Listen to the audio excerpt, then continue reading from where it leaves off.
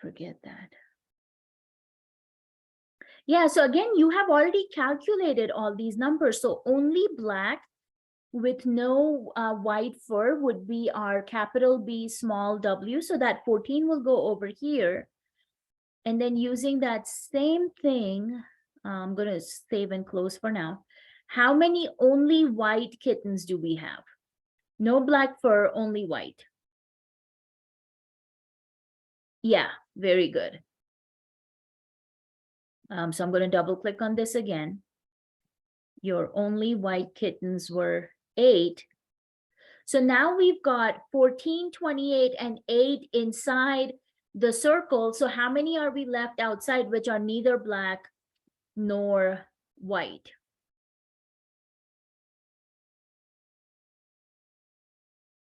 That would be those remaining 6 kittens. Yeah, very nice.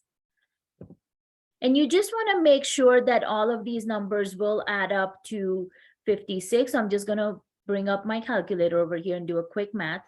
So we've got 6 on the outside, 14 only black, 28 are a combination, and 8 are only white. And you can see that adds up to 56, which tells us we've done this correctly and our Venn diagram is good to go.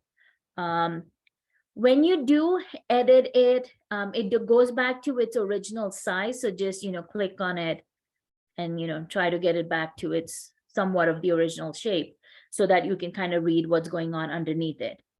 All right, so we've done with the first initial part. We got the table completed. We got the Venn diagram completed. Now, this is where you are using the information to complete your sets.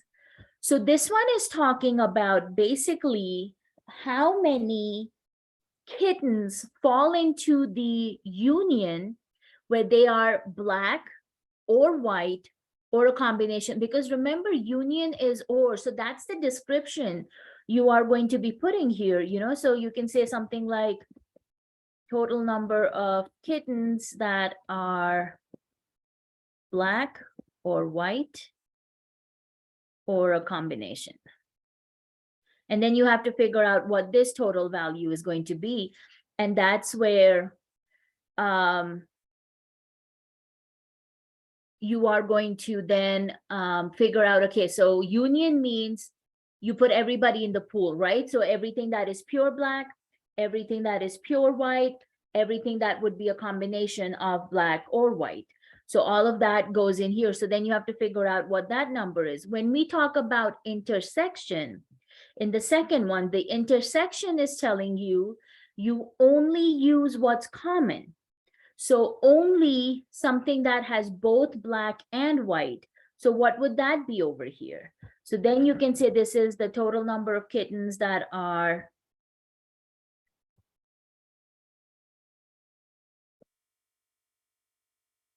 black and white. So there's not an or in this case. So they have to be both black and white. So which one goes in there? So tell me what the number on these first two sets should be. What should be over here for the first one? Black or white? It would be the number, Sabrina, that goes, and we can talk about your extension after we're done discussing this, okay? So, okay. Yeah, so some of these you will need to solve. Some of these you have already calculated the answer. So the idea here is you need to understand what those symbols mean. You need to understand what a union is, what a complement is, what an intersection is. And then based on that, either using the table or using the Venn diagram, you should be able to come up with the description and you should be able to come up with the quantity. So when we're talking about black or white, and let me get my pen going here. When we're talking about black or white, like I said, they can be, full black, they can be full white, or they can have a combination of black and white. So that's what that union tells you, put everybody in the pool. So that means you're including these guys, and these guys in here, right? So you're putting all of them together. So you can add the numbers if you want, or let Excel Google added for you. So that will be 14 plus 28 plus 8. And I think Terry, you had already sent that answer through chat. Yeah. Okay, so now when we're talking about only the intersection between black and white, so they have to be both black and white, what number are you looking at here for that?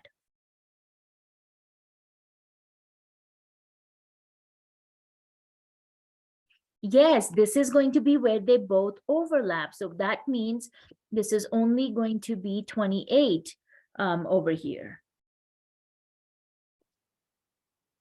Okay, now let's think about this one. And I'm going to try and move my page a little so you can see the entire Venn diagram. When we talk about B complement, what are we talking about? Not B. Not B, very good. So this would be the total number of kittens that are not black. So what will this number then come out to be?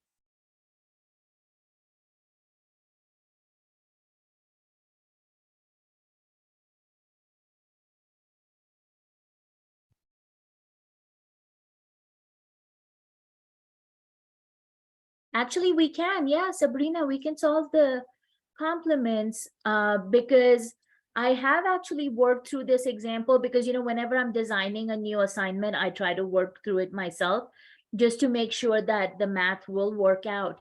So you should really not end up in a situation, and I may have to go back and look at my solution, but from what I can remember, I don't think there is any empty set answers in here, but let's work through this and find out what this number looks like. Alrighty, guys, so we're saying basically the kittens in the B complement should be anything that's not black, right? Which basically means we cannot use these guys over here, and these ones also have partial black on them, right? So we can't use them either, which means you're only looking at these two numbers. And some of you did say 8 plus 6, yeah, 14. Very nice. I've got Michael, Terry, and Amanda. Perfect.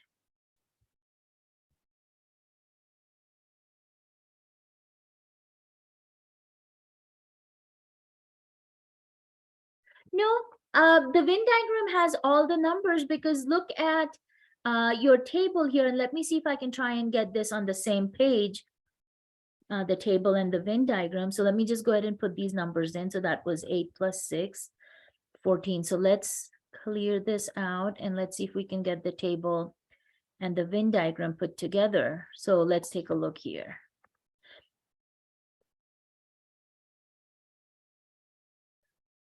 Sabrina, can you elaborate a little bit by what you mean by the other? Because there really isn't an other option. Either the kittens are all black, they are all white, they are a combination, so they have, both colored fur, and the only other per se would be these kittens who ended up with recessive genes, so they may be, like a gray color, maybe something like an ashen kind of color, maybe brown. I'm not sure where the brown would be coming from. So those would be technically, I guess, the other. Yeah.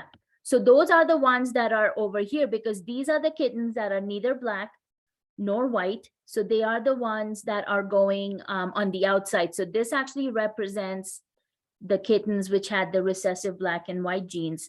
Technically, your 14 over here can be written as BW, so capital B, small w, because these guys are, of course, the dominant black kittens with no white fur. These guys over here, of course, would be your dominant white with the recessive black. So they are, the W, capital W, small b, and then, of course, these guys, as you saw here, are capital B and W. So they're the combination where they have both white and black colored fur. And then this, okay, so the universal, let me actually get rid of that. The universal set is everything that's the rectangle and inside the rectangle. So these guys here on the outside, if it makes it better, we can put the small b, small w. Like I said, even with these guys here, if it helps, you can write this as capital B, small w. This one here can be capital W, small b. And you can do it that way, so that you kind of see the similarities between your table and the Venn diagram. So yeah, you can definitely label it in that format. So the 6 outside would actually represent the kittens that are neither black nor white. But remember, the universal set is basically the whole rectangle and the circles all put together, and your universal has to come out to be, you know, a total of 56. So the universal set is basically the whole entire, you know, this little family basically becomes our universal set in that case. Okay, very good. So yeah, so the universal set would be that, and then this number outside the circles definitely represents those kittens that basically don't fall into either black or white category. And then based on that, that's what you are doing here. So now when you come down, what would this set end up looking like? What would be our total for this guy?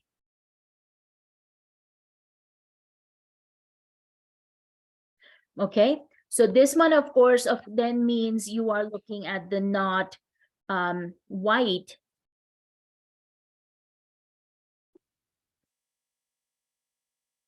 So basically, we would say these guys are not white, and you guys gave me 20 as the answer. So obviously, anybody who's in this category is going to have some white on them, so they cannot be included, which then leaves you with these two guys. So either pure black or neither are the only ones that would go in here. So that would, of course, be your 14 plus 6, which of course gives you 20. Now, what about these ones over here? What would this set end up looking like? Let me see if I can keep that on the same page here. There we go. So these ones will take a little bit of a thinking, because you're going to have to figure out, okay, so I'm looking at black complement and I'm doing a union with white. So what exactly is that defined as? So we know black complement means anything that's not black. So if I were to shade that, that would be this area here on the outside. And not black would also include this section here, right? Because anything in the intersection and on the left would have some kind of black with it. Now we are talking about doing a union with white. So now where does the white fall into?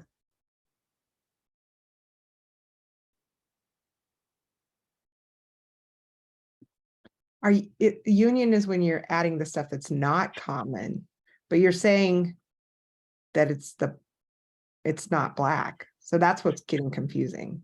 Yeah, and so that is where that idea of how the union and the intersection works is going to create two different answers. So when we're talking about just white, that's of course going to be this circle, right? Because they have white in here. This is all white, but then these guys also are part of the white. So the idea is, are we including this also, or are we not including that when we talk about black complement with white?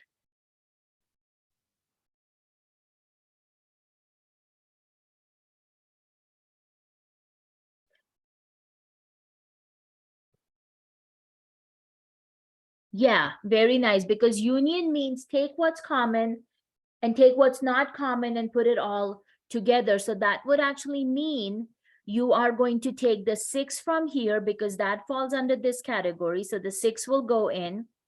You're definitely going to do the 8, because you can see that's where the overlap is happening.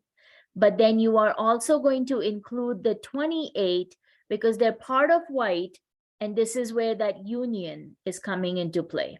Because remember, with the union, the idea is if you had set A, which had 1, 2, 3, you had set B, which was 4, 5, and 6. And when you did A union B, you put everybody together. Now, if anything had been common, so let's say, you know, B also had, I don't know, 1 and then 4, 5, 6. Well, anything that's common, we would write it out once, and then you would include everything that was not common. So that's kind of how that union will work out. Yeah, Michael, we are going with inclusive or. So you are going to include set A, set B, and anything that's common also. So yeah, you are treating it as an inclusive or. Yeah, exactly, Sabrina. So you are looking at the overlapping area, which is where this 8 is going to be. And we're including that because that's common to both black complement and white. But then in part of the black complement, we also had 6. So 6 goes in there. But then part of white also had 28. So you're going to be including that 28 also. So all of them put together will make this. And then, you know, your description should reflect that. Now let's look at this one over here. Now this one is intersection. So this is intersection with black. So all of this is black. With white complement. So now what is white complement going to be? Which area is white complement?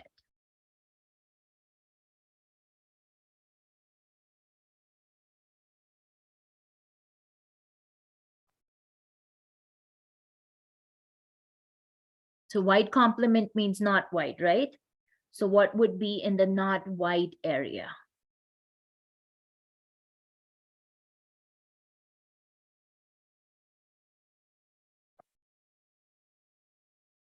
Yeah, so it's the not white area would be anything that's outside the right-hand side circle, right?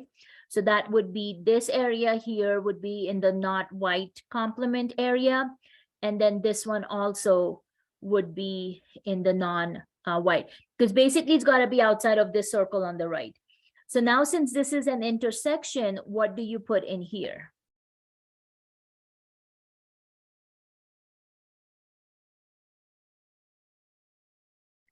Okay, so Terry, you've got capital BW, capital B small w, and then the outside small bw. So actually, no, since this is an intersection, intersection means only what's common to both your sets. So the only place where it's common is actually right here. Because intersection means, and again, if we go back to our sets, intersection means if you had 1, 2, 3, and this guy had, again, just for now, if this guy had 4, 5, 6, then your A intersection B would have been an empty set because there's nothing common over here. However, if I were to bring that 1 in the set B and I say 1, 2, 3, and 1, 4, 5, 6, then your intersection would be only what's common and it would be number 1. So that's the same thing happening over here because your set B is, of course, all of this. But then set white complement is like I have in blue. So you can see the only place where both pink and blue meet is right here in this section. So this is actually only going to be 14 over here. So let's do that one more time. I'm looking at, and I'm working on this one here.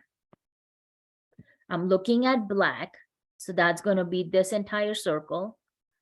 So all of this is part of my capital B set. Then I am looking at white complement, which means anything that's not white. So that would include this area on the outside. And the not white would also include this part, as long as it is outside of this circle, it is not white. So the only place, and that's because of the intersection, the only place where the two coincide is right here in the capital B small white area. So this guy would just come out to be 14.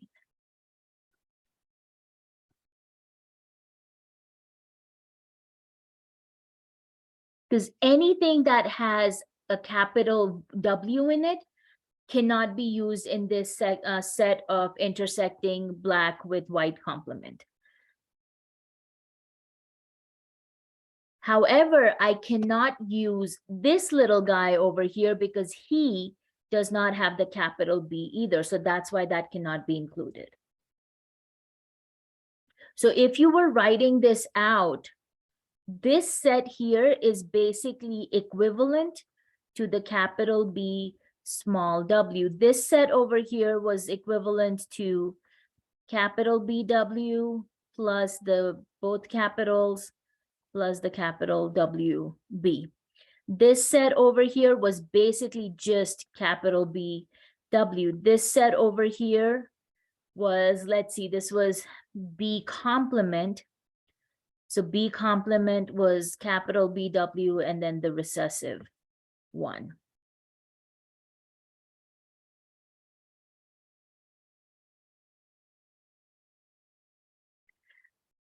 So Sabrina, basically this one would be, yeah, the intersection between capital B and whatever is not with a capital W.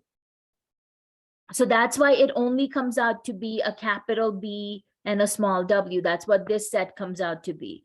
In the white complement where it's not white, basically, again, it cannot have anything with a capital W on it. So you can have the capital B and the small bw. So that's kind of what these sets are coming out to be. You know, some of them are going to be exactly equal to what we already had in our table and our Venn diagram, but then some of these obviously we will need to calculate what that area comes out to be. If you look at this next example over here, both of these are complements, but then we are saying black complement union white complement. So it's a black complement union with white. So let's see, black complement would be anything which does not have a capital B in it. So that would be this area here. So, you know, everything that's on the outside and then this little portion of the right-hand side circle. So this is everything that is not black.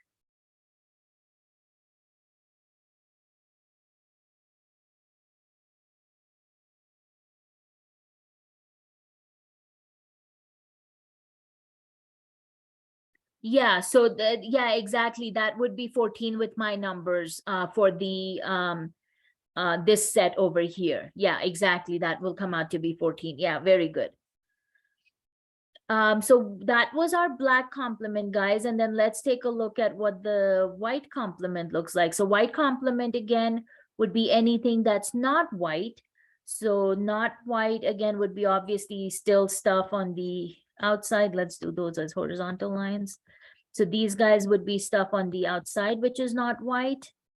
And then also this little portion here, which is not white either. So now look at where it's shaded and where it's not shaded. Now you are doing a union between these two, which means take everything that's in B complement, take everything that's in white complement, put them all together. If there's something common, that's fine. If there's nothing in common, you go ahead and include that either. So can you tell me which numbers are we going to put in for this union between B complement and white complement?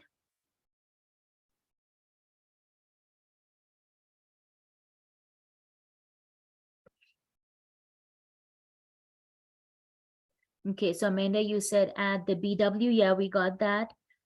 Sabrina, 6, 14, and that's an 8 actually. I know I kind of wrote over it, but yeah.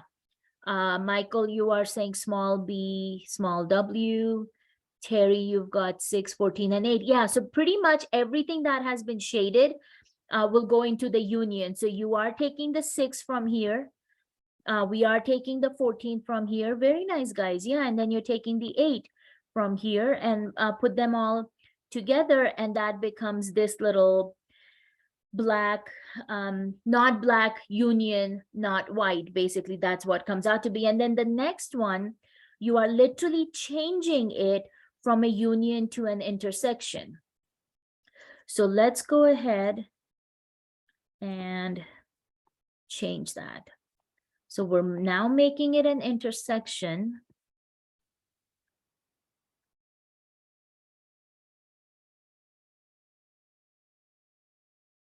So for the intersection, what is it going to be? Okay, Sabrina, you're saying it should be what is on the outside.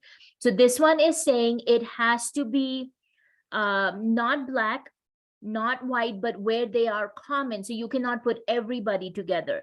So basically over here, as you can see, where you have the number 8, that one only has orange as part of its color. There's no green, so I cannot use that.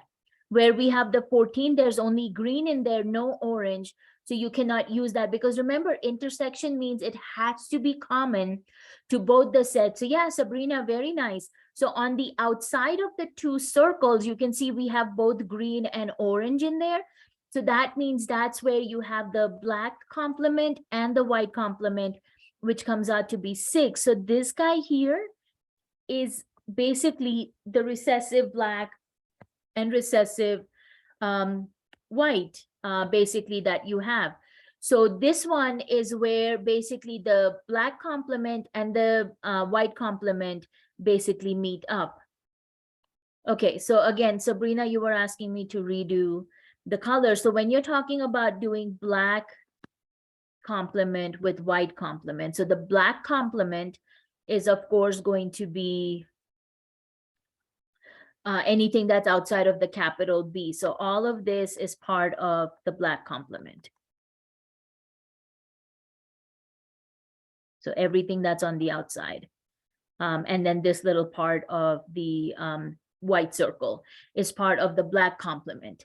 Then you are doing an intersection with the white complement. So of course the white complement would again be this guy on the outside.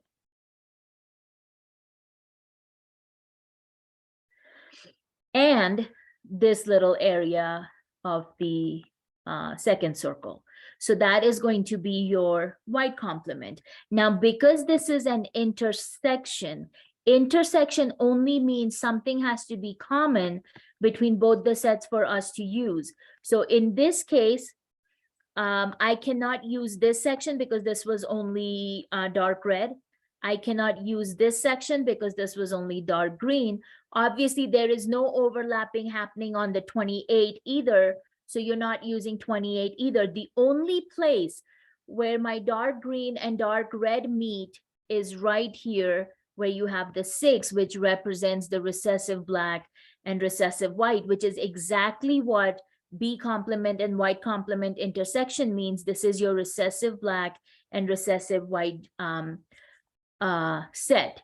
So some of these are, like I said, exactly the same as these 4 sets you came up with, but because we're kind of rewriting them using the set theory notation, in set notation, they are looking a little bit different, but they are very, very similar to what we just defined in our table. Terry, go ahead. So how do you say that in the description? Do you say, I would say the total number of kittens that are not black or white? With the And white. intersection, you would say and. Okay. Yeah, So and the union, you would say or. Okay, so then that would just be the difference between the two. But the one above that's in parentheses, B complement union with W, how do you write that one? Total Oh, number. this one here, Sorry. B complement white, right? Yeah, so that would be, well, that should be a U. Total number of kittens that are not black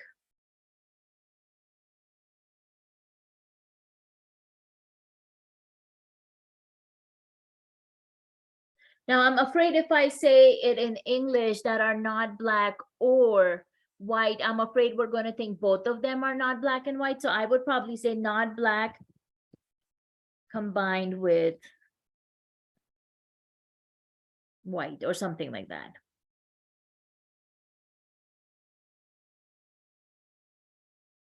Yeah, I think that's a good description. And same way, I would say for the next one, I would say total number of kittens that are black and not white. Because the complement is on the white there. For the one after that, you can say total number of kittens that are not black or not white. And then the very last one would be total number of kittens that are not black and not white.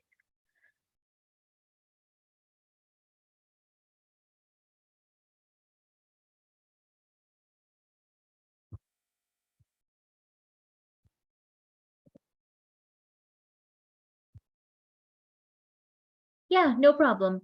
And then let's see.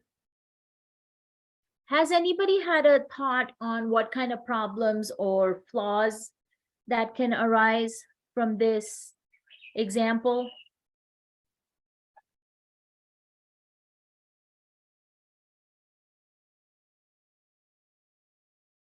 Okay.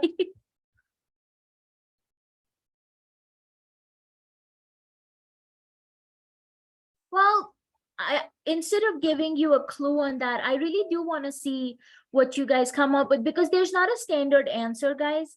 This is an application problem, and on top of that, this is a you know,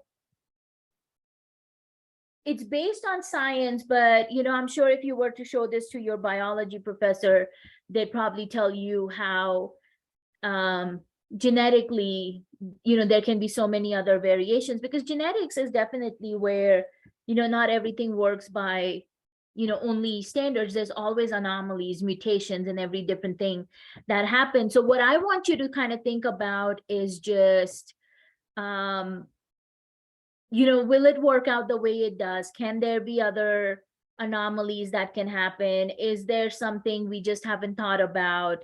And if you're not able to come up with, put a simple description of what you can, because like I said, there is no set answer. There's not a particular answer I am looking for. I am thinking more about what kind of critical thinking you guys can do. How can you look at the example that's in front of you and what information you can gather? So that one is definitely a very open question. I just want to see what you think is a possibility of a flaw. And if you think there's no flaw that can happen, then, put that down. That's okay. But I do want you to think about, this is what I'm kind of thinking. This is possibly what can happen. But as far as these sets go, questions on coming up with those numbers for those sets?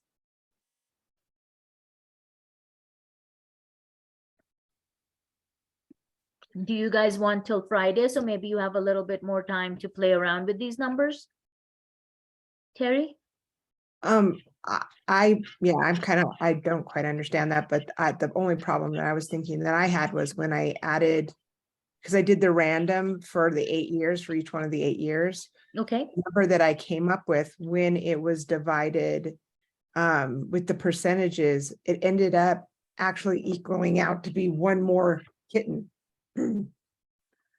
Oh, okay. So if you're generating all 8 numbers randomly for all the 8 years, you can actually go to the integer generator over here.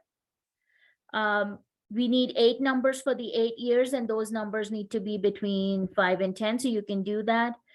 This doesn't matter, but I'm just going to put it as columns of 4. And then you will get your 8 random numbers. So you can definitely do it this way instead of, doing that one on the home page 8 times. Mhm. So if these come out to be your 8 random numbers.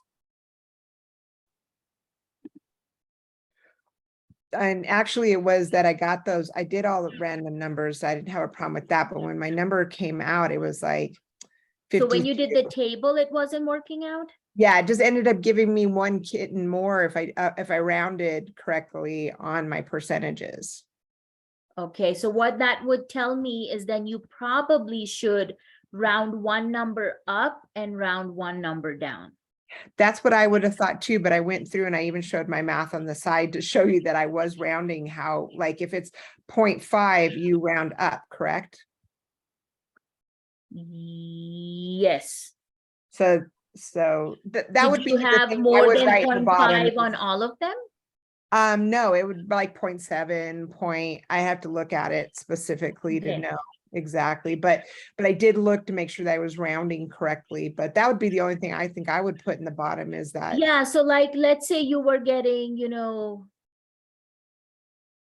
57 here, but you had 56 as your total. Exactly. What I would say is go ahead and change one of these, and maybe instead of rounding up, go ahead and round it down. Okay, even though it might say 0.5. Because we are making these numbers up. So that is, again, one of those possibilities that can happen. Because, again, I randomly assign 50%, 25%, 15%, 10%, right? Because I don't really have a whole kitten of, rabbits here to really work with. So since we are randomly generating these numbers, that can happen. And especially that happens when you are doing rounding rules. And so in this case, because we know that litter is 56 kittens, that's how many babies these two rabbit parents have, we cannot go above that number. So that's why, since like in Terry's case, she is coming up with one greater than the total number of kittens, then again, we have to kind of think about, okay, so they can't really have one extra kitten if they only had so many, over the 8-year period. So that means we have to change our rounding. And so, whichever one number, pick any one of those rounded numbers and round it down. Yeah, that's what I do. And just make a note of saying that, hey, this is what I did. I had to round down because my total was coming out to be higher than what I initially went up with. Yeah. And then let me see, you guys have some information here.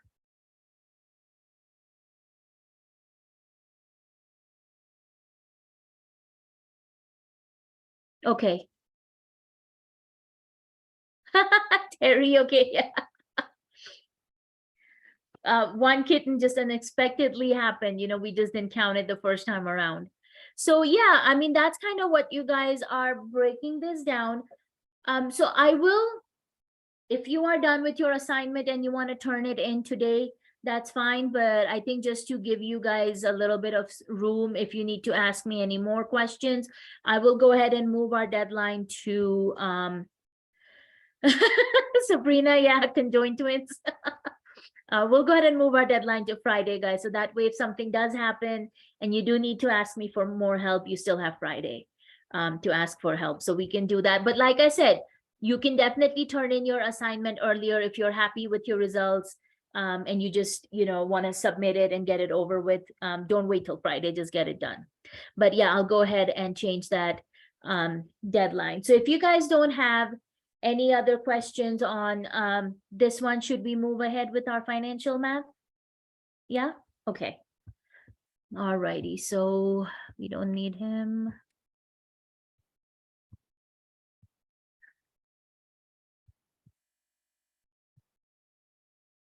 Okay, so this is kind of what we'll be working on, but let's get into our handout here first.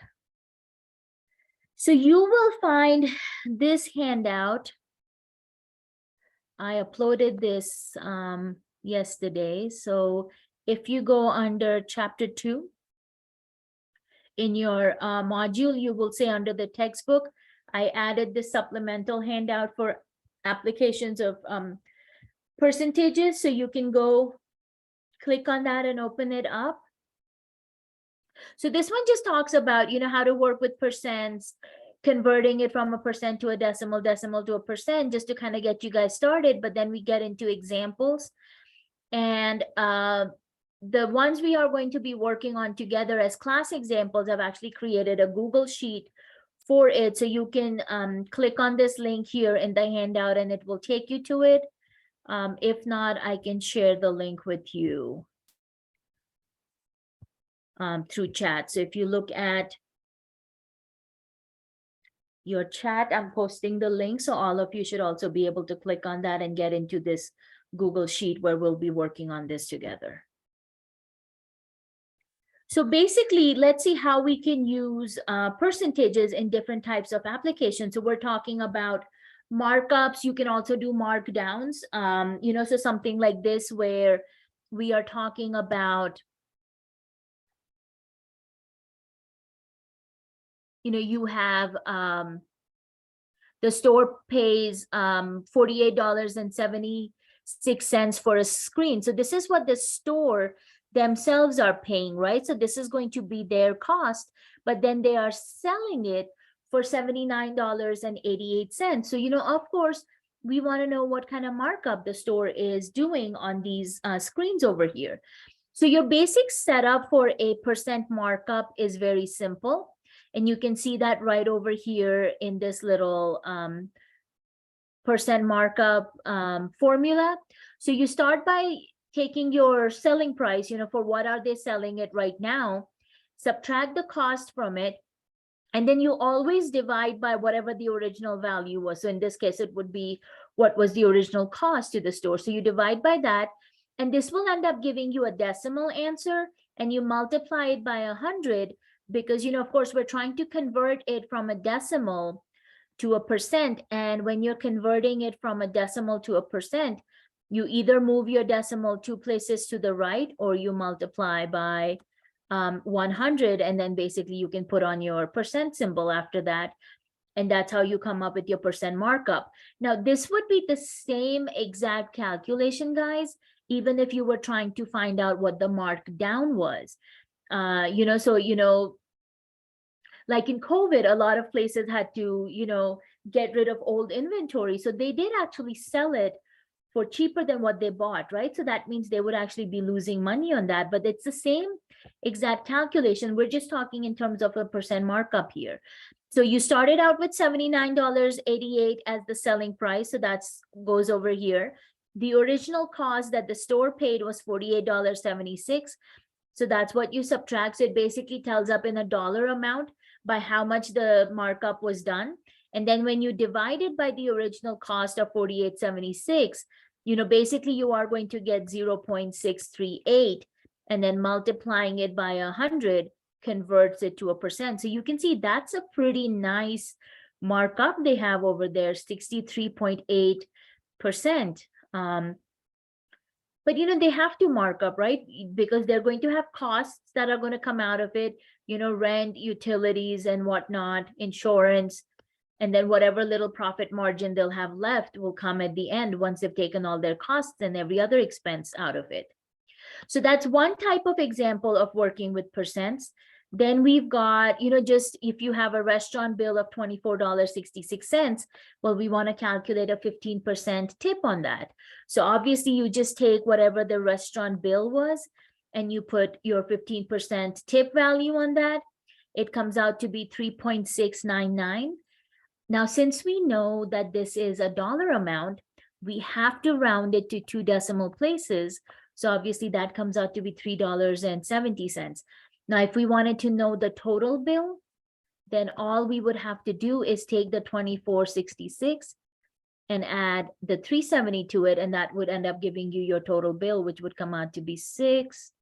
That's a 13. And what does that come out to be? 28.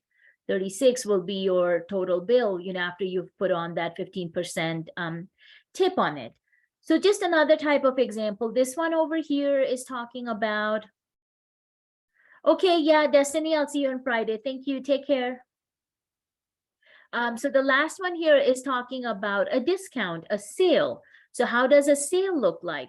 So your shirt was on sale for $25 off. The price is now $12.50. So this is actually after the discount was taken off from the original price. So they are actually asking us to find what the original price of the shirt was. So basically, whatever the original price was, we took 25% off of it. So that's the X, which represents the original price, which means that was actually at 100%. So that becomes your 1X. from that, we are taking 25% off, so 0.25.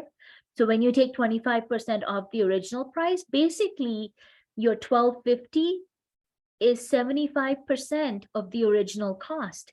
So then you take your original, your new sale price and divide it by that 75% or 0.75, and that tells you originally the short was at 1667. Once you took the 25% off of it, or quarter, your sale price came out to be 1250.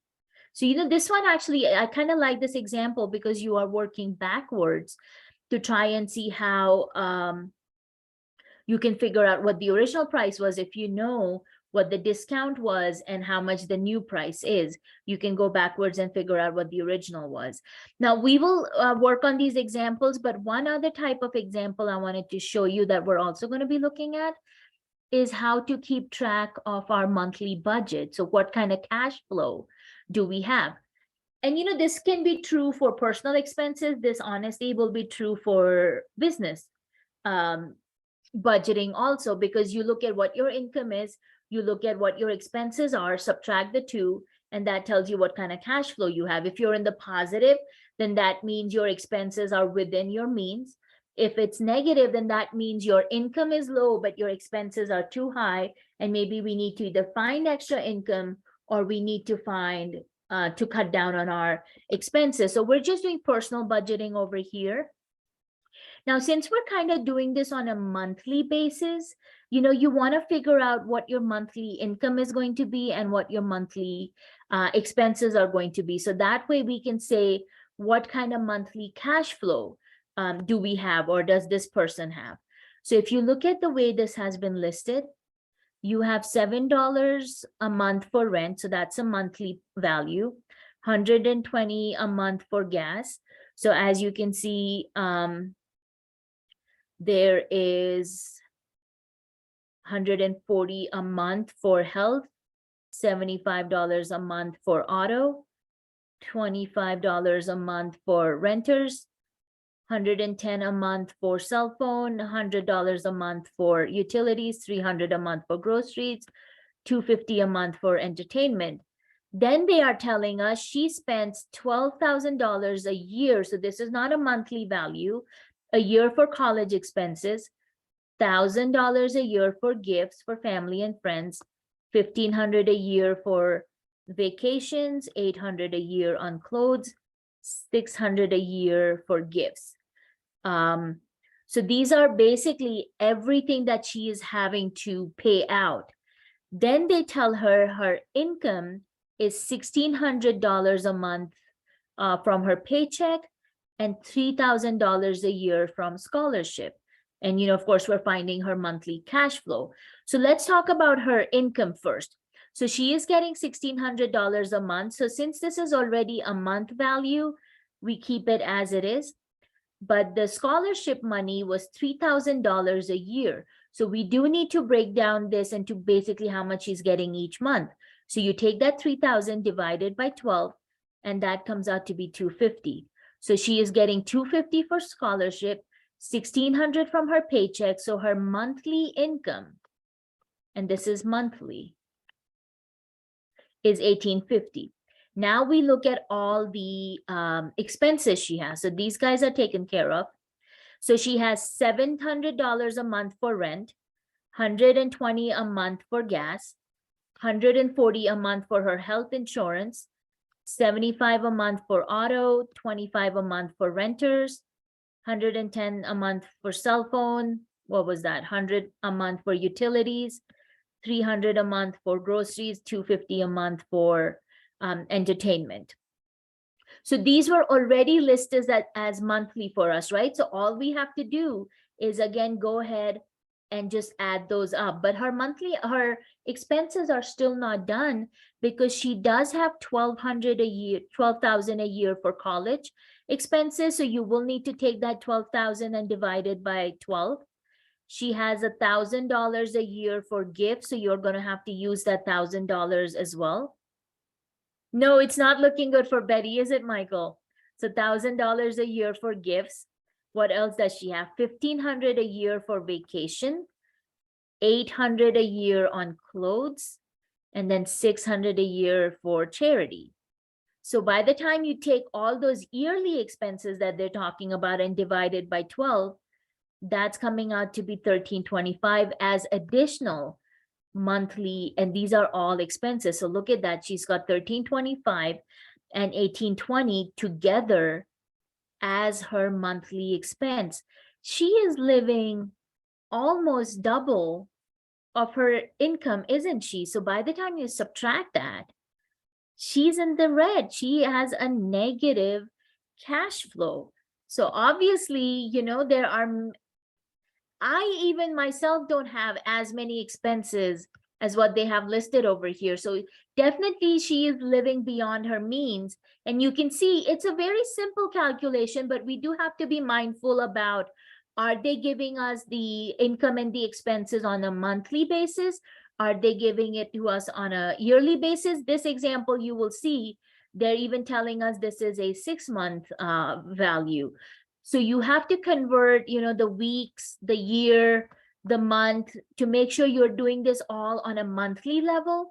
So we'll need to make those calculations happen, and then we can figure out what that monthly cash flow is going to look like. So we have one problem here that we need to solve, and then we have 5 different examples over here that we need to solve. So this is the link that I shared with you. For this one over here, I basically just transferred all of these numbers from here to our spreadsheet. So this way we will have the opportunity of working with the spreadsheet and also seeing how we can solve some of these applications of percentages problems, because I do want you guys to get comfortable working in Google Sheets or Excel to try and solve this. Okay, yeah, not a problem. So Terry, that will be fine, and then you can watch the remaining part of that. So let's see, we probably won't get through too many examples, but let's try and see what we are able to get through. So if you guys will see at the bottom of this link that I shared, I have actually broken this down into your individual worksheet that you will work on. So you will see the first one is for Brooks, second one is for Terry, the third one is for Michael. I just went in the order you guys were listed on the attendance class roster. So I just put it in that. So once you get into this page, and let me share that link with you again. So just click on this link. I sent it through chat on Zoom.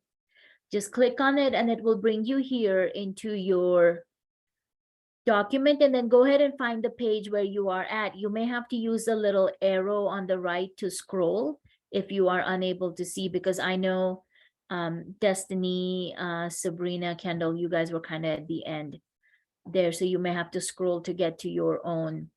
But basically, I want to see how you can use spreadsheets to do the math to come up with the answer. So here, when they're talking about this is example 1 I'm looking at, a dinner at a restaurant costs $43.50 before tax.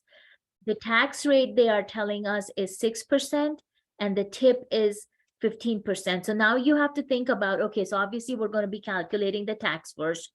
So what is the tax on this dinner? So this one here, basically, if you want to do a cell reference, which is what I'm asking you guys to do, go ahead and click on the cell where you have the dinner amount. So that would be, looks like B5.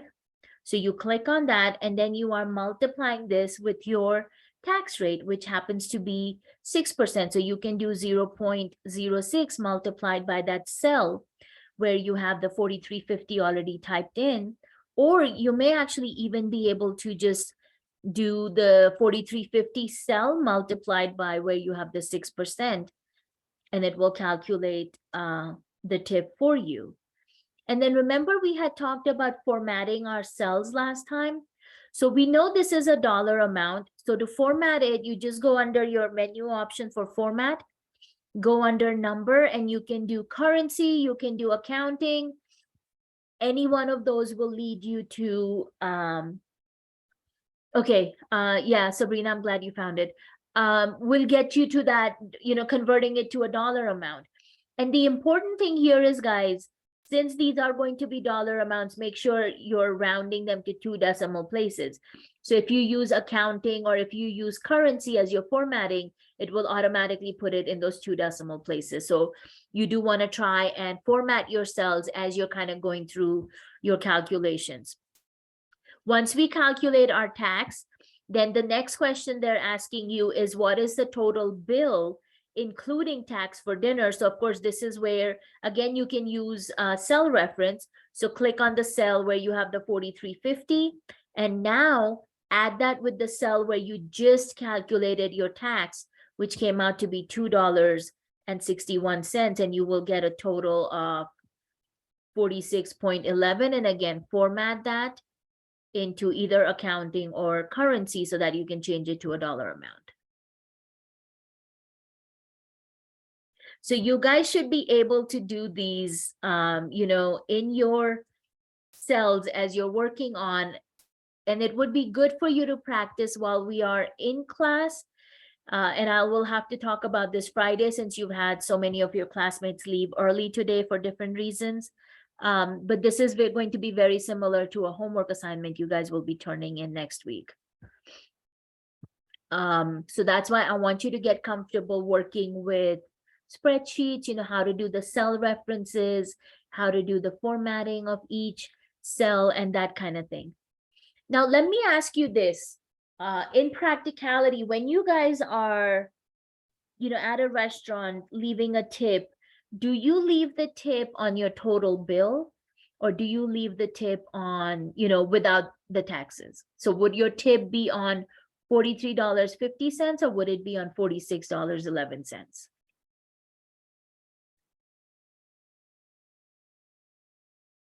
So if you were at a restaurant calculating your tip, what would you base it off of, the $43.50 or the $46.11?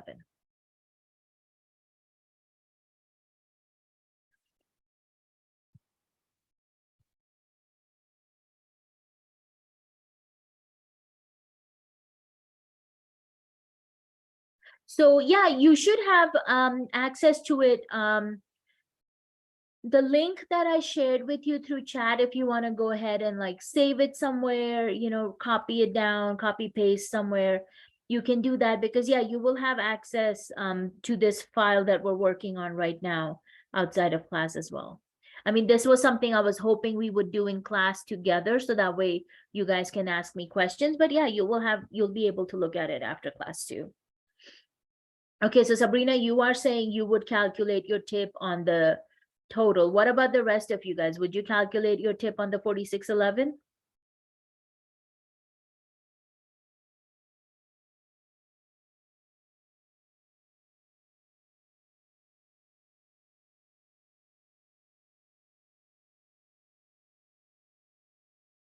Michael, Brooks, Amanda, what are you guys thinking?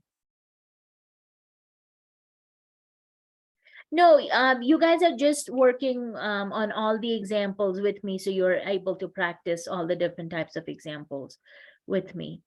So my philosophy is, I don't give a tip on the 46.11 because you're literally giving a tip on a tax that you're being charged anyway. So if I were calculating this personally, I'd probably do it on 43.50.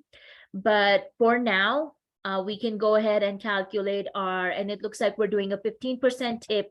You can calculate your 15% tip on the total bill of 46.11 if you want. So that would again be the same kind of calculation when you're calculating the tip, right? You will select the cell where you have 46.11, and then you are multiplying to calculate your tip. So again, you should be able to just click on the cell where you have that 15%. And that should calculate the tip for you. So look at how this guy came out to be 6.9165. Now, if you click on that, go on format and write this as accounting or currency, see how automatically it rounds it to 2 decimal places?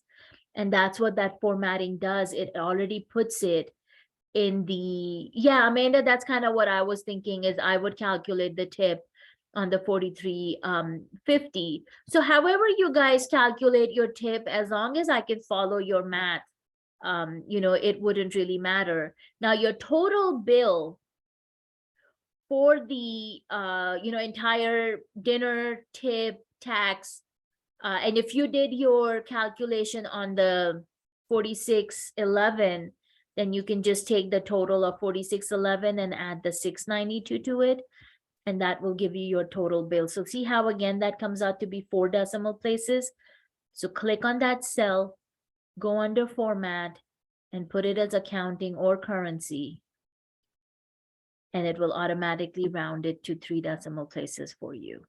Now, if you do your original calculation on the 4350, so if instead of doing your tip on 4611, you did 4350, then your tip would come out to be slightly less, which is expected. And I'm going to format that again, which means your total will also come out to be different, because that would be the 4350 from here, plus the tax of 261 from here, and then your new tip of 653.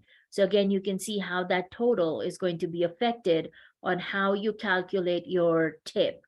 Is the tip including the tax? Is the tip without the tax? So you will have to, figure out what this math is going to be. And it's going to look different based on how you're doing this. Example 5. You will be actually coming up with a dollar amount, because they're giving you your commission rate as 21%. So you will be doing 539 as the commission based on that 21% rate.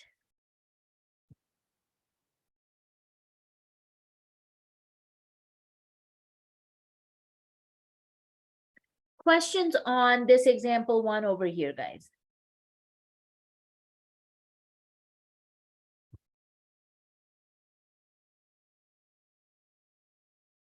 Oh, yeah. Yeah, definitely. Tips are a very, very big part of, being in that service industry, because from what I have heard, and I had a cousin who worked in the industry, is people are cheap. A lot of times they don't like giving good tips. And, to me, it's like, if you're going out for the experience of, eating out, enjoying good food, maybe be a bit generous and tip your servers well. They really do work hard for you. And so my basic is 15 to 20%, nothing less than that. I mean, it has to be pretty bad service for us to go down to 10%. Usually it's 15 or 20, because people really do work hard. And I think COVID made that even more clear for us, of how people have been struggling, working multiple jobs, but still not being able to make ends meet. So if we can be a bit generous, I think we should definitely do that. But anyway, that's not what we're discussing here. So we need to make sure we're comfortable working with percents. So we'll look at the rest of the examples next time, guys, and then we'll talk about what I want you to do on that homework part of this. But you can see the homework assignment if you go under D2L. It's not under my open math. The homework for this part that we're working on is going to be under chapter 2. Go at the bottom and you will see the homework for applications of percentages. So we can talk about that on Friday. We'll finish working on this handout and then we'll get into our next one on Friday. And again, I'll move the deadline for the Cottontail family assignment to Friday midnight also. All right, guys, it's already 5 minutes over class. So if you have any questions, please stay back. If not, I will see you guys on Friday morning. So take care, everyone. Be careful, stay safe. Bye, guys.